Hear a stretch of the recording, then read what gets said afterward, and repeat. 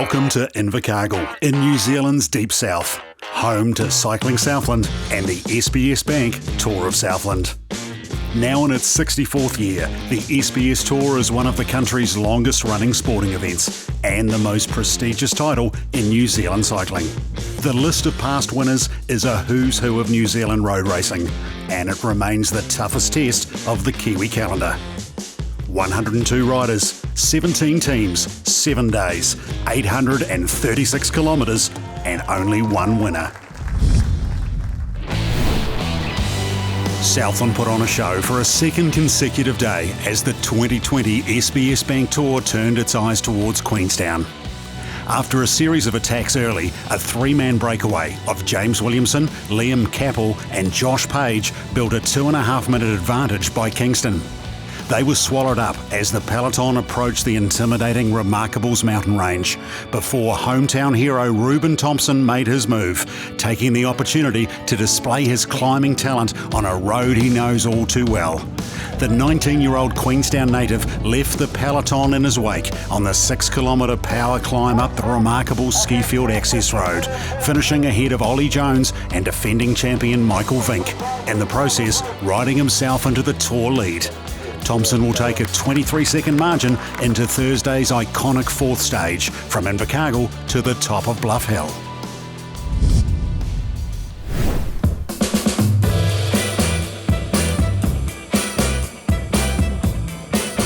I just got distance in that last 1.5k. I just couldn't quite hold on. You kind of wish you could, but at that moment I just couldn't. And hats off to the guys in front of me and Reuben, because that was a pretty classy ride up there yesterday.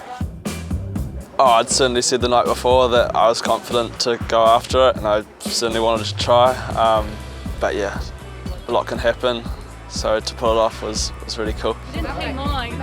We're tracking well so far. We had a pretty good stage yesterday up to Remarkables. We've got Barnaby, who's sitting 10th on GC at the moment, and we're 5th in teams classification as well. So it's nice. It's good to get the sponsor's name out there and see if I can sneak up the road and nab a few sprint points as well along the way. That'd be pretty cool.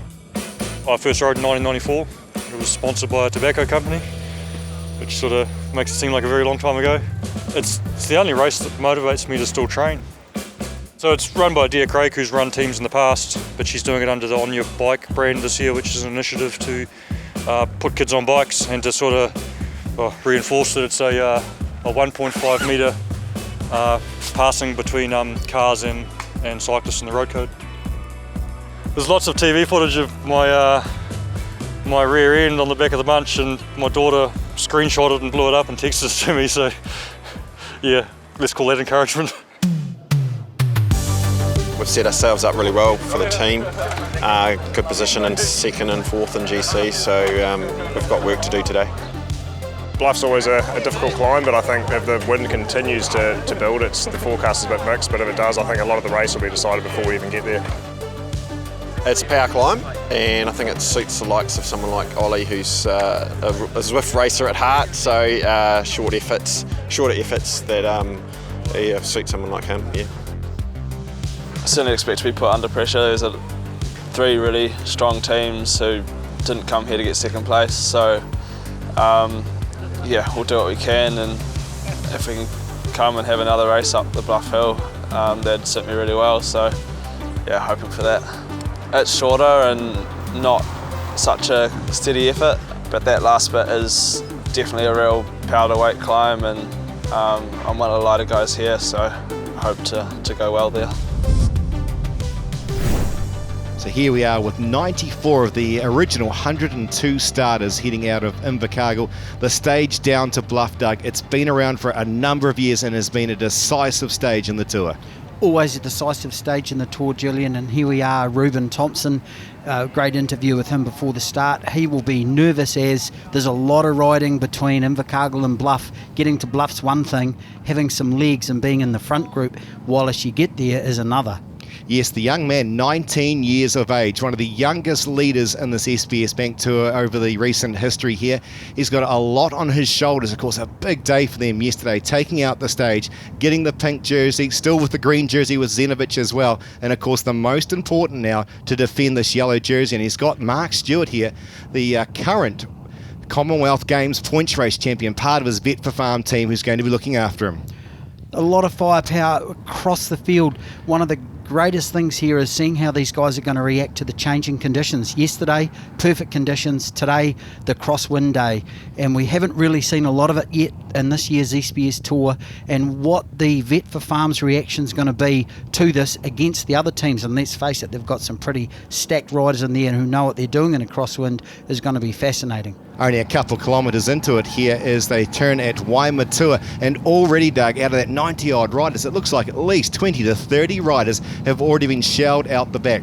The pace is on, exactly what we expect as we see Dylan Kennett, the New Zealand representative, looks like a mechanical, possibly a puncher for the front wheel. Now, of course, he is in the team with the defending champion Michael Vink. Yeah, a big blow for the Vink Transport Engineering Tallies team. Dylan Kennett, as we said yesterday, the lieutenant of that team, and he will be sorely missed. They'll be hoping he gets back on. Looking at the speed they're going here, I doubt whether that's going to happen. This is just full gas right from the start. Yes, she's well stretched out indeed. I'm not so sure about the tactics here of the men in the yellow jersey here trying to stretch things out. I would have thought they may have just sat back a little bit when they don't have as many team members. When you look at Gate here coming on the front, a few of his teammates sitting back, as is Odlin and co there from the Powernet team, looking after the likes of Corbin Strong and of course Ollie Jones, who's well up in the general classification. Yeah, the more experienced bike riders will be tucking in, like you say, Julian. You can see them further back. You've just mentioned them all. Reuben Thompson here is grabbing this race by the scruff of the neck. Whether he can do that for the full duration of this stage is going to have to be seen. But gosh, there's some carnage occurring behind them. This is just splitting up real quick. Matt Zenovic in the Harcourt's green Sprint Ace jersey here, desperately trying to get himself across to the front of this bunch here. He wants to be up there with the tour leader because he is part of that team. He only wants to defend, not only defend the green jersey, but there to defend that yellow. But it looks like, Doug, he may well have missed that break. That looks like the break of the day. There's some riders there you can see in the middle trying to get across in no man's land. But this contains all of the major GC contenders. And, of course, most importantly, Reuben Thompson in the yellow jersey for the Vet for Farm team.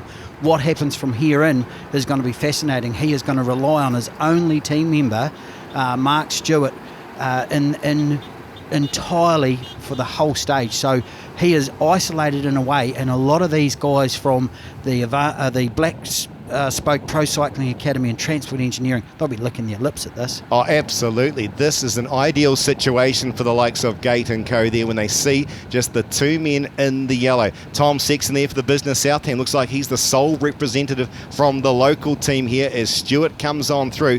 A lot of pressure put on the shoulders of this man here. He's been here, done it before when it comes to the road and the track international racing. He'll know how to look after this young man.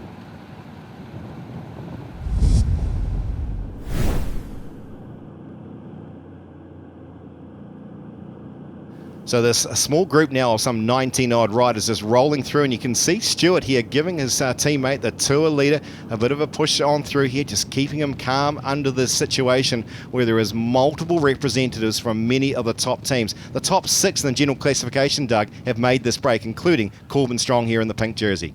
Yeah, a bit of hand signalling going on there from the front of Corbin Strong. You often do that to let the other riders know there's an obstruction on the road.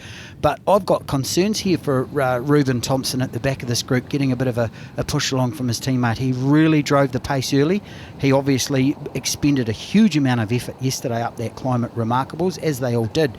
But what are his powers of recovery? Has he done the work, and has he got enough miles in the legs to continue that kind of effort today? It's going to be an interesting battle out there for him. Yes, there was a lot of banter yesterday in the podium presentations there about the wins that will come up for Southland, and they have arrived here today as we look at the Creation Signs Mitre Q rider. That there is, of course, James Fouché, a former New Zealand champion here both in the time trial and in the road race. He's picking himself up a few of these early points in the Sprint Ace, and of course, as we said, Zenovic has not made the cut here, and he's sitting in 3rd overall in that particular classification. Here we see Joel Yates from the Base Solutions Racing Team deciding that this hot pace is not hot enough.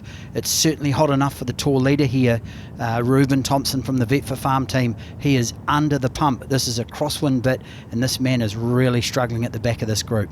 This is typical Tour of Southland racing. We're in the gutter here, and you can see a bit of a split even happening off the front of this bunch here. They're putting everyone under a bit of pressure to see what sort of rubber band will snap with a few of these riders. And then the man Thompson, look at the face on him, Doug, here. He is starting to struggle here, and his teammate hasn't noticed at this point. Not at all. His teammate is doing exactly the same thing in front of him. This is a really disappointing moment here for Reuben Thompson. He was caught out again last year in this similar sort of conditions in the crosswind, but that is the day over for the boys for Vet for Farm. Reuben Thompson's aspirations to winning this tour and keeping that yellow jersey have just ended. Yes, the sort of speeds these guys are continuing to pour on here as they head down towards Bluff is opening up a decent gap. You can see in the distance the light of the motorbikes there with the man in the yellow as he sees his lead disappear up the road. And every one of these guys, they won't be feeling sorry from it all. They're all in it here to try and take out not only the stage, but potentially to try and take out this tour. With Ollie Jones, a few more seconds up the road, will be the virtual leader on the road. Yeah, the communication within that group will have spread pretty quick that these two boys have struggled and have got dropped. They will really be putting some time into these guys. Here we are with Joel Yates out the front again. He is still pushing hard, but a one-man band against all these boys behind is not going to go too far on a day like today, and he would be better saving his energy back in that group. So back to this leading peloton here, minus the two, the men in the yellow from the Vet for Farm here. These guys now starting to lick their lips as they head towards the Bluff Hill to determine how they situate themselves in the general classification at the end of the day. Tick, they've got rid of the yellow jersey, but they still have the defending champion, and it's his team that are going on to the front here, Doug. They're doing a fantastic effort, the Transport for Engineering Tally's team. Yeah, we saw it again last year. They really do know how to ride a stage race, these chaps. They were super drilled. Michael Vink once again on third wheel, spinning along in a nice light gear. He looks after himself, he positions himself well, he never ever gets out of place, and his teammates are delivering him to the bottom of Bluff Hill in the best possible condition for him to do his thing and to see whether he's got the goods to take this yellow jersey back. Yes, this is how teams should ride here. They're trying to soften up the entire group. That's what Vink's asked his teammates to do. They won't argue the case. They know what they're there for. They've got a job to do, and they'll wind things up right to the very base of the hill, and then they'll peel off and allow the big hitters to go up the Bluff Hill as they come down the main street here of the southernmost township in New Zealand. Tremendously quick entry into Bluff. It's a tailwind for these chaps again today. The big right-hander into the base of the climb is awfully steep for a start. You can see Paul Odlin from the PowerNet team. He'll be trying to keep things together for his teammate, and Corbin Strong will be really thinking, hey, this is my moment. He will have put a lot of pressure on himself. He's publicly stated, of course, that his intention is to win this race, and it's going to be an intriguing time to see how all of these guys pan out. There you can see the boy Keast. It looks like he's just got a flat tyre. Such bad luck at this stage. That will be it for him. But we've got the contenders here, so it's really going to be a who's who going up this Bluff Hill climb.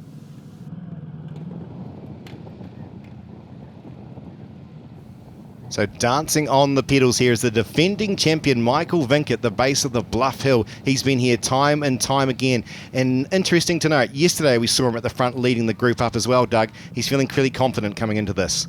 It is the sign of a confident rider, isn't it? He's setting the pace. He's having a look around to see what kind of pain and so on the other guys are in. But he sets the pace, he sets the tempo. And this is a really bold move by Michael Vink. I think there's still a lot of racing left up this climber course. This is just the first wee pinch of Bluff Hill. You drop then down past the cemetery and start the climb proper. But Michael Vink is showing a lot of experience, and none of these guys are starting to attack him yet. Yes, here comes the next of the kickers here as we see the Business South man, Tom Sexton of Southland. Of course, the original yellow jersey holder on day one, hanging on to the back of the group. And as we see, the pace is easing off a little bit. It's allowed a couple of the riders just to come back up onto the back of that lead group. Bailey O'Donnell, one of those ones for his defending champion. And Tom Sexton here from the Business South team, using his local knowledge actually to his advantage. You come off that last part of that wee climb before this first kicker with a bit of speed. He's jumped the group. and Tom Sexton is making a big effort here to try and get away from these guys. A long way to go yet, but this is pretty bold stuff from the local boy. And there's a lot of young guys in this particular group here. The likes of Lawrence Pithy there. You saw him go towards the front. He's from the Circuit Asphalt team. Of course, he's a real junior champion. He's up near the front alongside the defending champion, who continues to be the motorbike on the front as they allow Sexton just to hover out in front here as they now approach the very long straight with about a kilometre to go. Once you hit this long straight, you do realise just how much racing you've had in your legs as well. And Tommy Sexton here is pacing himself nicely. He's over his gear well. He's looking pretty fresh. He's had a wee peek round behind him. Once he gets further around this next corner, he'll realise exactly how far he's got. But the bunch behind him are just tempoing. There's Corbin Strong at the back. He was struggling yesterday, and to say he was literally on the deck is an understatement. That boy was exhausted. This kid's got some resilience, and he's a tough bike rider. You keep your eye on Corbin Strong. I'd be saying he knows exactly every bump and lump like Reuben Thompson did yesterday at the Remarkables. Corbin Strong's backyard this. Yes, it feels very much like the calm before the storm, before the fireworks here on the 5th go off here on Bluff Hill. Who is going to make the move? Are they going to wait very late in the piece or go on the long straight where we traditionally see the split starting to happen? Last year we had a rider from Mexico that was putting in the big digs here, and it was the likes of Vink and Strong that had to try and get onto his particular wheel. Today they're chasing the local man. The action and the style of these guys is incredible. They are pros, these boys. Their bodies belie the effort. You have to look at their faces to see just how much pain they are in. They all look composed. They're all riding incredibly small gears. A lot of these chaps will be riding 26 to 28 tooth cogs, which on any hill climb anywhere else in the country is just unheard of. But these guys are spinning their way up. Tommy Sexton has still got a good lead, and it is going to be a battle all the way up this last leg of this Bluff Hill to see who's going to come out with the yellow jersey on. It's a significantly different type of climb from what they experienced yesterday, where they were out there for about 20-25 minutes of climbing. Today it's about 7 to 7.5 minutes as we see Corbin Strong of Southland making his way on the right hand side there in the pink jersey, as is Vink sitting near the front still, and Ollie Jones, who as we saw yesterday looks very cool, calm and collected. Remember, at this very point in the race here, he is still the virtual leader on the road here. Only mere seconds cover a number of these riders in this lead group. You've got to hand it to Tommy Sexton. That was a very brave move, jumping these guys at the start of this climb. He is starting to compound in his effort, and he's starting to come back to these riders. Michael Vink has ridden such a nice tempo up here. He's ridden at the front, ridden his own race, and Michael Vink, he's been up here a lot of times and has really shown that he can do the trick. But it's going to be a big battle coming up to this last corner. Unfortunately for these riders, Bluff Hill just gets steeper and steeper as you climb, and there's some real hurt coming up just round the corner. It might have suggested just a few moments ago it was only 1,000 metres to go, but man, is it a long 1,000 metres. This straight just seems to go and go. There'll be a big crowd up onto the top corners here, giving plenty of support to these riders as Vink gets out of the seat, dances on the pedals, a different style than what we've seen to him in the past here, as he continues to try and put the pressure on. He's got rid of the yellow jersey today, but he's very aware of the Ollie Jones, the Corbin Strongs of this world, and of course Aaron Gate and Oram still sitting very patiently inside this group. All the contenders are still in this front group. This is just unheard of in the SBS Bank Tour of Southland, especially on the Bluff Hill climb. We've never really had this situation before. They're leaving it very late, these boys, but they also know that this last corner is make or break, and Aaron Gate, after yesterday's climb up the Remarkables, has put in a huge effort to be back with these guys. Corbin Strong on the inside's tucked in nicely. This is almost like a track race up the Bluff Hill climb. As we see Curry, the man that's been on the front for a fair bit for his transport engineering team, of course a former under-23 club national champion for the time trial. Today he's done his dash, he's done what he needed to, but this will be moving him well up in the general classification, as it will be for every one of these riders. Ben Oliver starting to struggle off on the far right hand side, the mountain biker. It is coming down to the defending champion, the former champion as well there with Gate and Oram. They are going to go one for one here as they head into the last few hundred metres. Aaron Gate has really put his hammer down and has taken the front. You can see them all having a quick look over their shoulders. This is the steepest part of the entire climb. Corbin Strong's out of his seat. He's looking so much more composed than he was yesterday.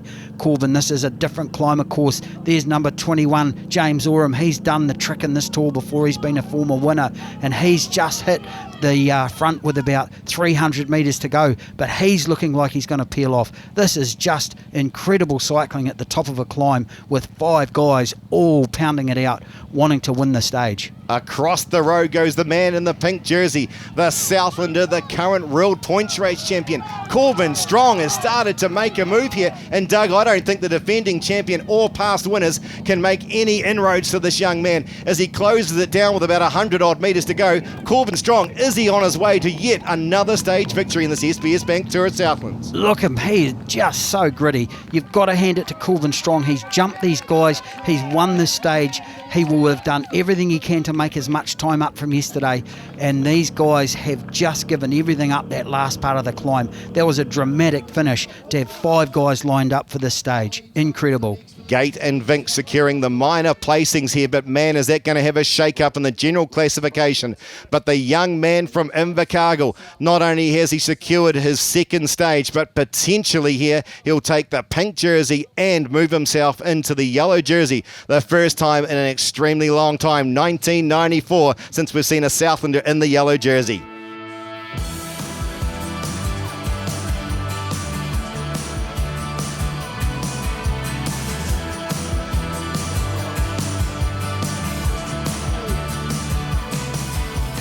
So after 5 days of racing this SBS Bank Tour of Southland, there is still only a mere 35 seconds covering the top 5 in the general classification, with Southland's Corbin Strong in the lead and with the pink jersey.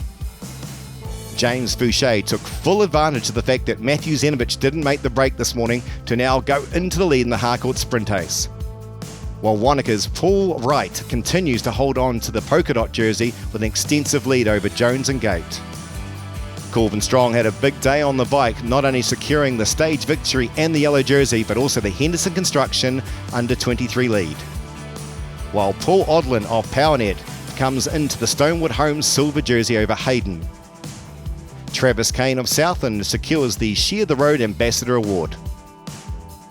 While Black Spoke Pro Cycling Academy continue to be up in the general classification and lead the Wednesday Cycles team classification over PowerNet and Transport Engineering tallies.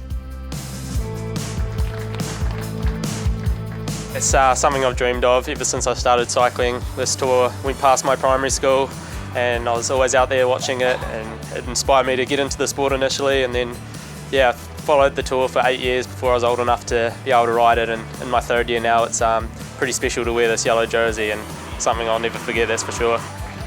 This tour really suits an all-round rider, and I think Ruben had a big target on his back today. He's an exceptional climber, and he showed that yesterday, and that just put a big target on his back, and everyone wanted to take advantage of the crosswinds today, and unfortunately he fell victim to that, and I just got to be aware of that for tomorrow and be very attentive and try to stay out of trouble as much as I can, because the tour's well from over yet, and there's going to be a lot of attacking going on tomorrow, and it's going to be a big ask for my PowerNet team to pull it together and try to defend this jersey.